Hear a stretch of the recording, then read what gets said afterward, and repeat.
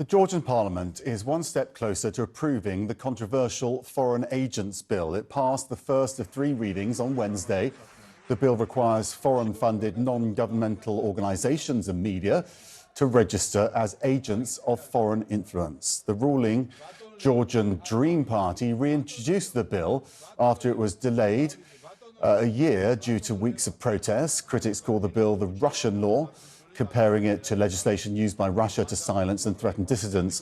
Thousands of protesters have gathered outside Parliament this week to denounce the bill. I hope that we will show the power of free people, that we will not give up, and I hope that it will make them to decide to take back this unacceptable legislation. Georgia's President Salome Zurabichvili says she'll veto that controversial bill, and she joins me now from Tbilisi. Thank you so much for your time. Appreciate you joining us. Just explain for our audience where you stand on this bill, whether you think it's a good idea or a bad idea, and why. It's a terrible idea because, as the Georgian society has clearly demonstrated by walking on the streets, it is a Russian law. It is an exact duplicate of the Putin law that was adopted a few years ago and then complemented in order to crush the civil society, the non-governmental organizations. What happens here is that last year this law was tested, it didn't go through, and we got the candidate status to the European Union thanks to the demonstration of the populations. Now we are one step closer to the European Union because at the end of the year, we could have the opening of the negotiations for the integration to the European Union. And that is a very important step. So Russia now is starting its hybrid strategy, is reinvigorating it, and it's trying to stop us on that road, helped obviously by the authorities today. In terms of the numbers, if the Dream Party can get enough politicians to back this bill and push it through, what can you do to block it? Well, as I was said, I can veto, but it's more of a symbolic veto since they can oversee it with the same number of votes, which they have.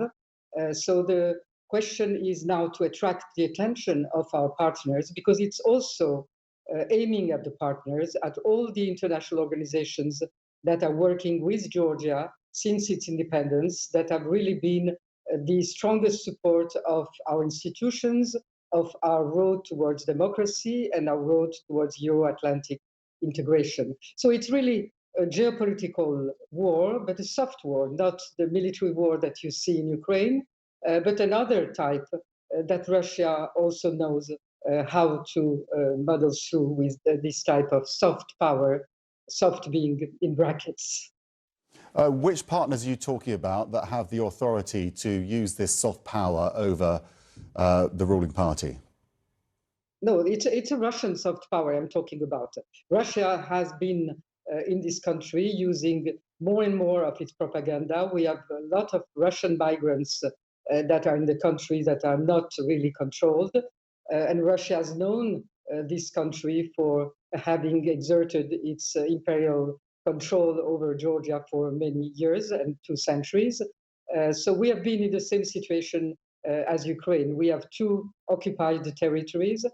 So now Russia is trying to keep Georgia under its influence. It also sees that Armenia is joining the club of the Caucasian states that want to move towards Europe. So it's really for Russia geostrategic, geopolitical struggle. As you're trying to work with to try to counter the Russian influence, I mean, which countries would have that authority over Georgia and try to, stop this bill? As I've said, we are a candidate country to the European Union, so very close to the negotiations process that Ukraine and Moldova have started. We have very close ties with the European Union, and all Georgians feel themselves as Europeans. 80% of the population constantly over the past 30 years has declared that it wants to join the European Union and the Atlantic community. And that is something that nothing has changed, not even the war in 2006, not even the occupation of our territories. The determination of the population is entire and will not change. And that is this determination that will bring us to the elections in October of this year. And I'm sure that like last year, we finally got the candidate status to the European Union. This year also, we will get this step of negotiations with the European Union. And I think that we can count, I'm sure we can count on the support also of our American partners, that whichever party is in power for the last 30 years have been steadily supporting Georgian democracy and Georgian joining its Western partners.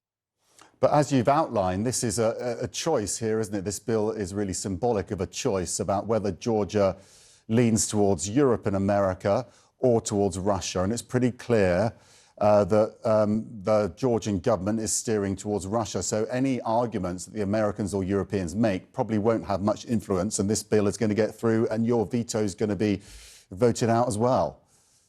Yes, but what is clear is that the Georgian population will never let a government that is clearly pro-Russian continue to be its government, because it's going against its major existential choice that Georgia has always made over centuries of its history, and that will not change.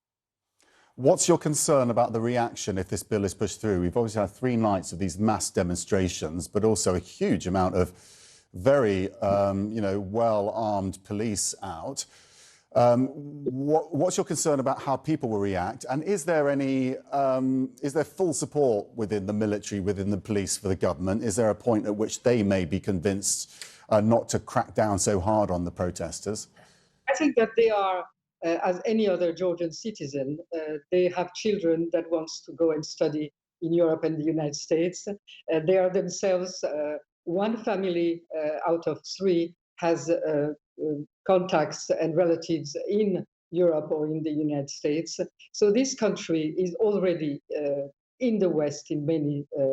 So I don't think that we'll see here scenes of violence. I think that the population itself is very peaceful. What we have seen in the recent 3 days are massive but very peaceful demonstration with many young people that were chanting and dancing. I'm sure that it will continue. It is a trend. It will have to be become a strategy, and it has to be aimed at the next election. We do not need in this country any more overthrow or radical solutions. This country has to remain stable, and we have to win in the elections our road to Europe. That will be the theme of the elections, Russia or Europe, and there is no doubt in my mind what Georgia will choose. President Salome Zurabishvili, thank you so much for sparing your time and speaking to us today. Thank you.